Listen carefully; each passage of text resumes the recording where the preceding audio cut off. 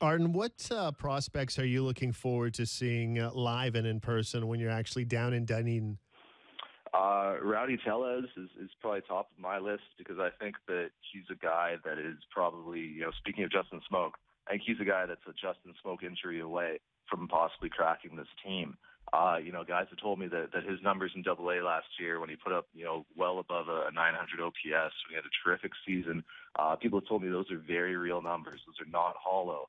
And he played very, very well and really impressed some of the talent evaluators in this organization. So Rowdy Tellez is definitely a guy I'm looking forward to seeing. Chris Smith is a bullpen arm that I think people need to pay a lot of attention to. A big velocity guy, a guy who had a terrific year last year in the minors, and I think has a very real opportunity to crack this team. Ryan Barucki and maybe even, Ryan Tapera, Danny Barnes, some of those other bullpen arms who are going to be in the mix for bullpen spots. Those are guys I'll be looking at. And if I get any kind of opportunity to watch Vlad Jr. play ball, that's going to be something I relish because, scouts and executives and everybody just rave about that kid. How does left field play out for this team? I would say that today, and another answer that's going to be very unpopular amongst Blue Jays fans, I would say that today it's a platoon between Ezekiel Carrera and Melvin Upton Jr. And once Steve Pearce is ready to play that position, I would expect him to be in that mix as well.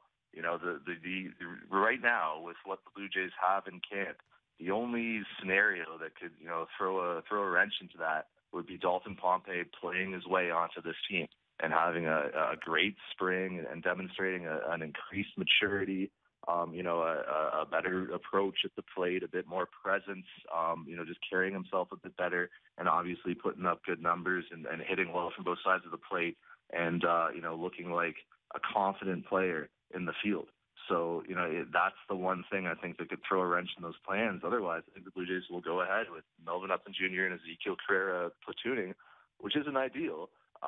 Especially when you've got Kevin Pillar in your lineup, who isn't the greatest hitter, obviously a true elite defender, but he isn't the greatest hitter. So, if you're going to be putting a Melvin Upton Jr. and Ezekiel Carrera beside him in the bottom of that lineup, now you've got kind of two weak spots at the bottom of your lineup, which isn't ideal.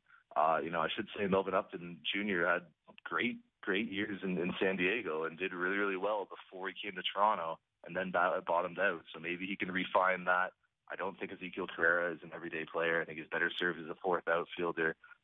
It's going to be interesting to see how that plays out, but that's the plan right now.